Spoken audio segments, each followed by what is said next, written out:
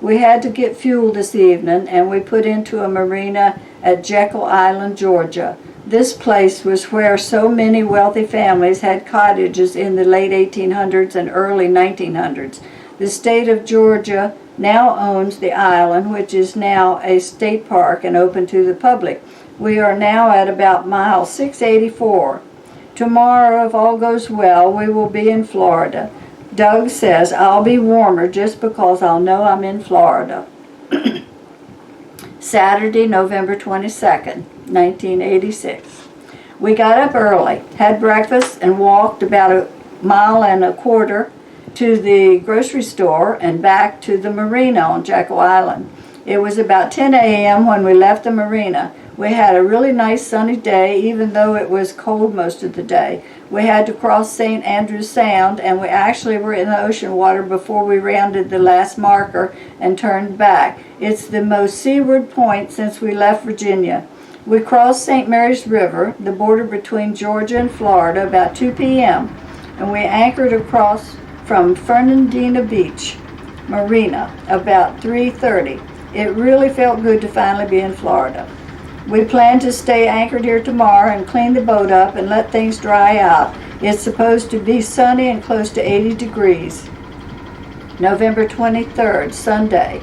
It was a very nice day. Doug and I read all day, didn't clean or anything, just relaxed all day. November 24th, Monday. We did much better today. We went ashore after breakfast and found a laundromat and looked over the place a little. We went back to the boat for lunch and then back ashore with our clothes and spent the afternoon at the laundromat. On the way there, a very nice lady stopped and gave us a ride. We called Teresa, our foster daughter, about 3:45 and wished her a happy birthday. It was good to talk to her. November 25th, Tuesday. Left early this morning and motored all day. We had a very pleasant day. I cleaned the boat some as we went along. We have a lot of mildew. I hope we can get some things dried out soon. We anchored at mile 765 in a little creek off the waterway. Tomorrow we're going to St. Augustine and plan to stay for a couple of days. It should be a lot of fun there. November 26th, Wednesday. We started off a little different today. When we started to leave the anchorage, another boat that had anchored not far from us had swung around on its anchor and gone aground on a sandbar. We motored over to see if we could help them get off. As we were backing up to them, Doug shifted gears and nothing happened. We couldn't go forward, and we backed into the side of the other boat and put a dent in it. Also, their anchor line got caught in our propeller. We put fenders between the boats, and Doug went over the side to free the prop. Also, he found that the clamp that holds the shift lever had broken and had to be fixed. He freed the prop and then started the engine and shifted by hand down inside the engine compartment so that we could move away from the other boat, and then we anchored again, and Doug fixed the lever. It didn't take long. He had it fixed before I finished getting breakfast. Needless to say, we did not help the other boat any. They were really hard aground by this time as the tide was going out and would have to just wait for high tide.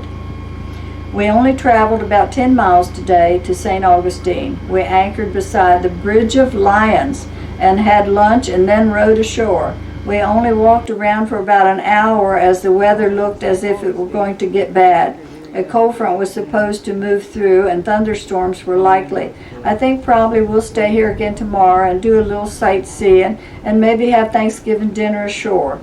The last few days, every time we cross one of the ocean inlets, we've been calling Bill Peterson on the Colony too. He hasn't answered, and we would be really surprised if he did, but you never know.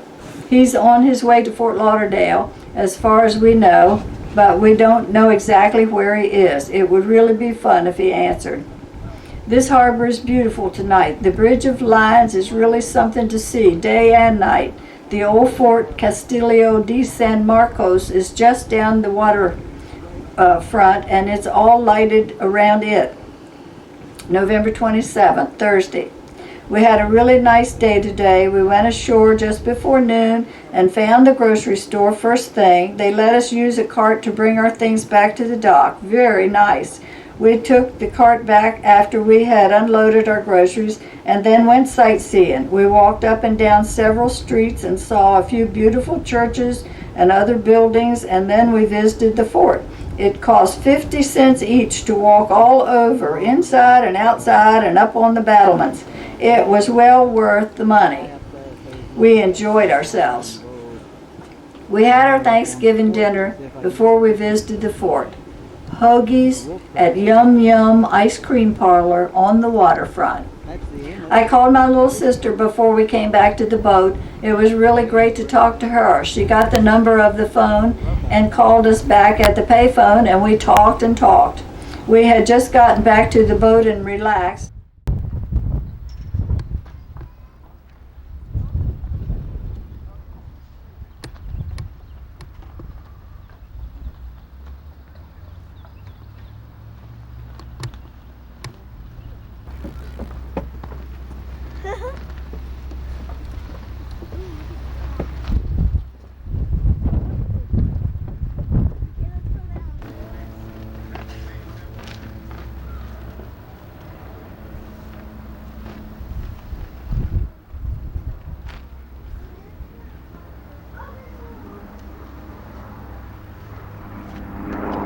Take a walk around down there.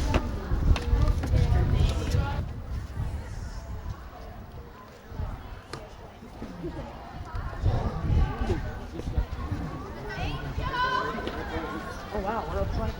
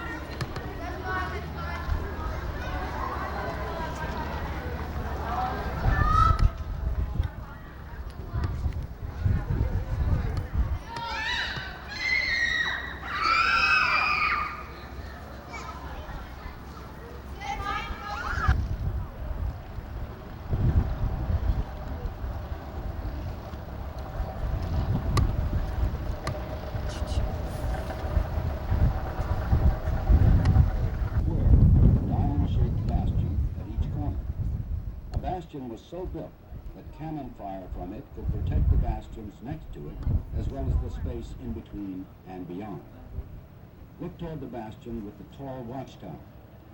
Cannon fire from our location could cover that wall and tower, and also cover the west bastion. In turn, cannon in both of these bastions could sweep the walls at our location. Military engineering such as this made the Castillo a strong force.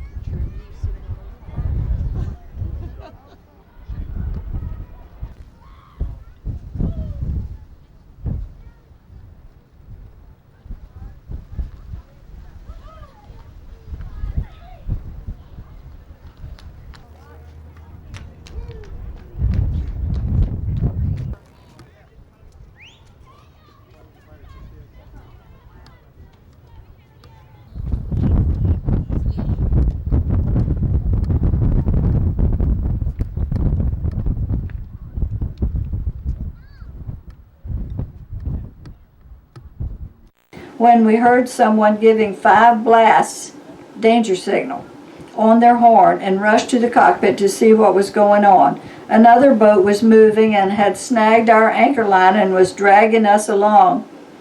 Doug had to yell at him to let him know he was dragging us. He pulled up his anchor and started backing away, and Doug had to yell at him again to let him know he had brought up our line on his anchor and was still pulling us. He finally got our line loose and went on over farther in the river and anchored. I don't know who sounded the horn, but we sure were grateful. We probably will have to be very careful of things like that as the anchorages get more crowded.